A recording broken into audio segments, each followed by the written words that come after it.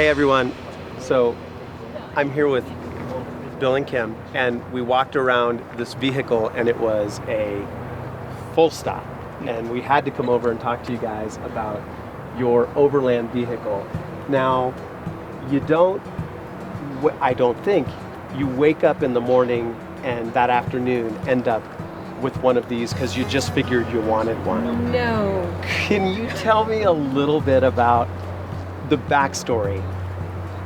How did you end up with this awesome vehicle?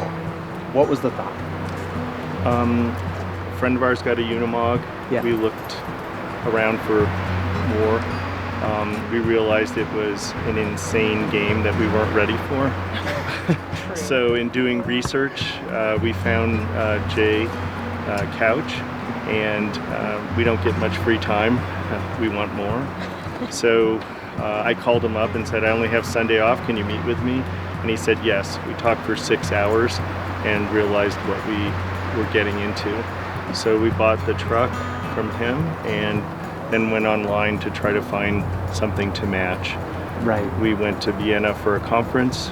We figured we're as close to Breda, Netherlands as we'll be in the next 2 or 3 years, and we called up Edward and Marlene at Bliss Mobile, and they said come on down, and picked us up at the train station and spent a day with them at their factory. So it was a lot of research and knowing where we lived and what kind of things we wanted to do with it. That's how we put it together. So we were just outside this Unimog with Kim and Bill talking about the Unimog platform. Now we are inside that vehicle and we're talking to Marlene and Ed, who have designed and engineered this interior habitat, and we're going to go through what it takes to build something like this. Can you edit that out? Before we start talking about this particular build, can you guys tell me a little bit about the company, how you started, and what you do? Sure. Okay, yeah, of course. We started in 2012 after being on the road and on the sea for several years. Mm-hmm. So we are passionate travelers ourselves. We learned a lot of these experiences. We had as well experience with the Overland traveling and an expedition truck built, and as Edward is an engineer, he said it should be better, it can be better, and it has to be a standardized concept. And after we came back, we were so much inspired by the Overland traveling, and we had so many ideas. What was your impression when you went to the Bliss factory? You said you spent, the better part of a day. What was your? I think it was. We spent the entire day there, right? And we saw the whole process beginning to end. At that point, they hadn't put an alcove on one of the boxes, so they were building prototypes and testing them out, and you could just see the whole process and the detail involved. They had the CAD drawings, so we could look at that and see what it would look like virtually. Wow. And they had all the swaths of material and wood and everything, so it was really a great experience. Plus, they knew we had been traveling, so we got a really nice, lunch and, and other things. Nice. It was, So and then we saw the entire operation. Yeah, the yachting industry is quite similar to the overland industry. If you're on your own and you have to survive and you have to go through the different, let's say, time zones or areas or places with different temperatures, different wind conditions, different temperatures, then you will see that you struggle with the same thing. And it basically all comes down to 3 major subjects, which is energy. As long as you have or can produce energy, you can help yourself. The second thing is, of course, insulation. If there are huge temperature differences, then you have to cope with it, and everything has to be still operative. And then the third thing is the structure. A regular structure would not do very well, even with boats on the ocean. In small lakes, fine. If you really go and do a transatlantic, the boat may look the same, but the requirements are quite different, and that applies to off-roading exactly the same. How are you going to use this rig? You're here at Expo. What are your near-term plans? How are you going to use this vehicle? Well, we live in Santa Fe. There's a lot of nearby wilderness to us, and so we've taken a lot of short trips close to home because we still work. But on the way home from Flagstaff, we'll probably tour by the Grand Canyon through Moab back to Santa Fe. We're planning to go to Wyoming in August for the solar eclipse, and then to Yellowstone. Oh, So, awesome. yeah.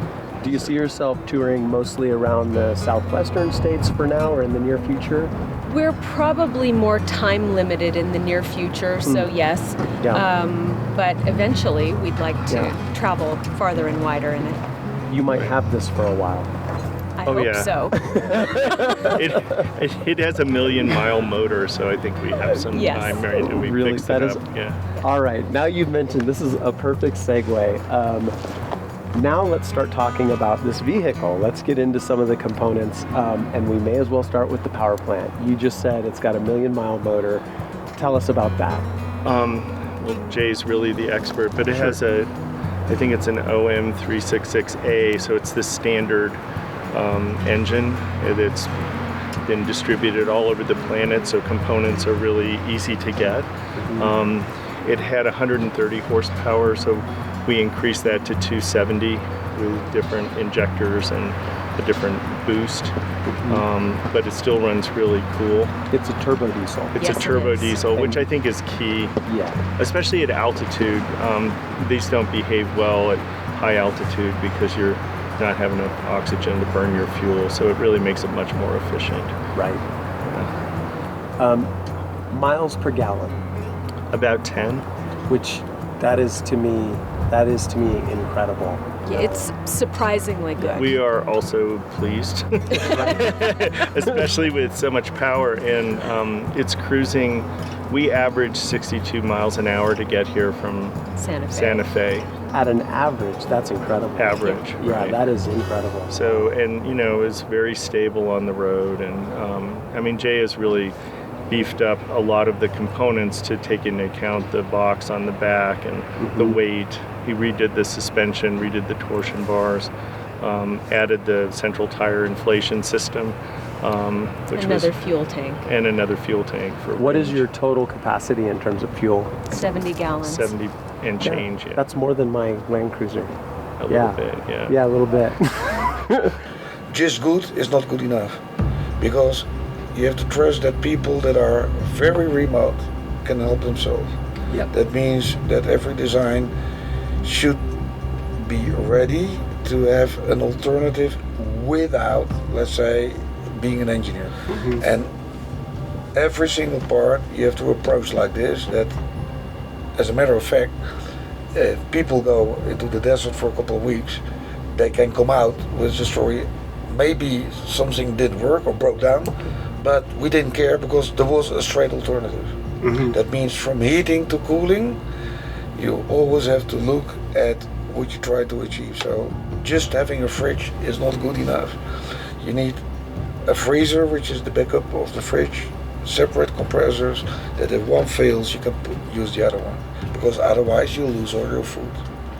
So just having a fridge is not good enough, and having a very small freezer won't bring you anywhere. Wow. Yeah. So you need the backups. You need separate systems that are complementary to each other, and you can switch from one point to the other. Wow. So redundancy is Yes, built into yes. your We call it- habitats. I mean, really, I'm referring to it as a habitat. And you Yes. have built-in Yes. redundancy. Well, we call it not a single point of failure. Yeah. Wow. You mentioned some of the suspension upgrades, and when I was walking around the rig, I noticed the size of the torsion bars. Yes. What did you guys do for the suspension to upgrade the Unimog platform? Well, when we first put the box on, it squatted a little bit. So if you look underneath there are these two helical springs, and that was changed out from what was part of the Army spec, as I don't know what they were carrying, but it was probably not this heavy. So that leveled the box and leveled the truck as well. and then he put a huge torsion bar in the back, because when we were first driving it, it was rocking, and so now it doesn't do that. It's very stable in the wind. And then he added the hydraulic system, so we have the winches and things like that, that are added on. Okay, so hydraulic system for the winch. You're not running a worn electric winch. Tell us about this winch. What is it?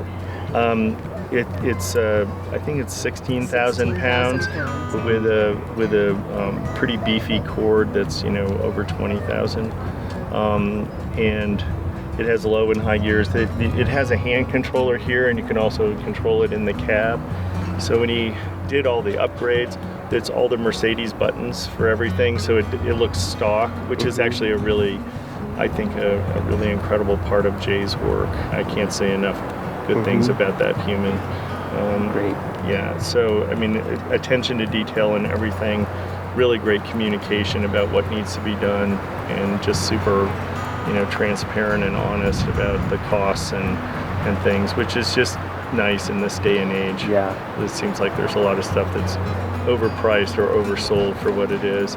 He also designed the entire bull bar and the cage as well. So it has its little insignia and everything. And even when he put in the overdrive for it, it has a switch that always breaks, and he redesigned the switch.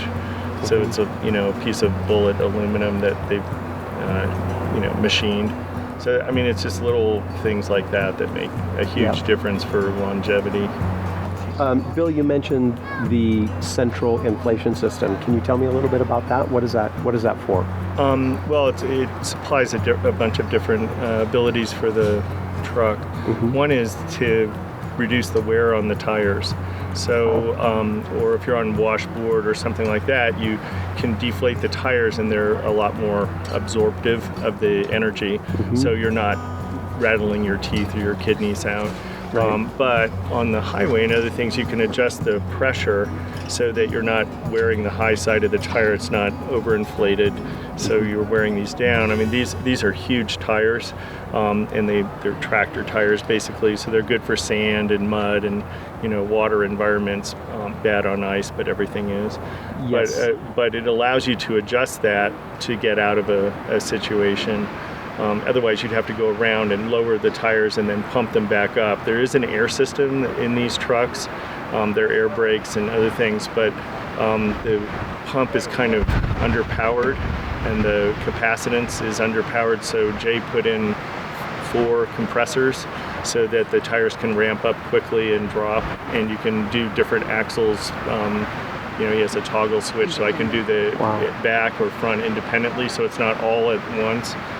There's a pressure gauge he put in that's really trick. And you do all that from inside inside the cab, so you don't have to get out to do that. And you can be in there winching and doing other things as well. So that's actually a really super feature. Well, and the 3 most important things in our definition for overlanders or travelers is you need a very good bed. So you need a very good mattress. You need a wet toilet, meaning a real toilet, and you need a very good hot shower. Yeah. If you have these 3 things, and that starts up for every morning, the fourth thing is a good coffee machine, and then you're ready to go. And we finish with a good glass of wine, which are here stored. There you go. But if you concentrate on these 3 main things, which we really spend a lot of time on, then normally you will find happy overlanders. It's a pleasure to drive. Really? It has the military seats in it, and we drove, 12 hours, and it's really not uncomfortable. It's very ergonomic, even though it looks utilitarian. You get a lot of honking and people waving. Yeah, and people people just swerving and trying to take pictures at the same time. It's really easy to drive, and it's Right. really maneuverable. Yeah. We literally have parked it in a parking spot at the grocery store, Wow. which draws a lot of attention, but it's just easy. Yeah. Yeah. Kim drives it all over the place, backs it in. We have a greenhouse in my mom's casita. She can back it right in there, and it fits between the two. So, yeah, I mean, it has a better turning radius than a G-Wagon.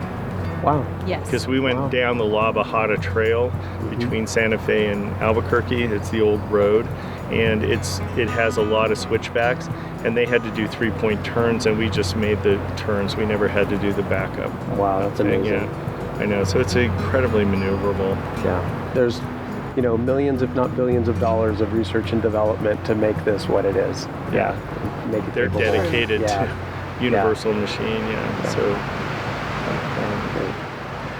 You guys, thanks for sharing your story. We're going to start looking at the interior of this very rig. good. Enjoy. Yes. And really appreciate your Thank time. you. Thank you. Absolutely. All right, maybe All right. we'll see you on the trail one day. You can I throw would me love out that. if I get stuck. All right. Yeah. All look, Correct. we got that covered. It wouldn't feel bad. No. All right. See you later. Yeah, Thank you. thanks a lot. All right. Take care.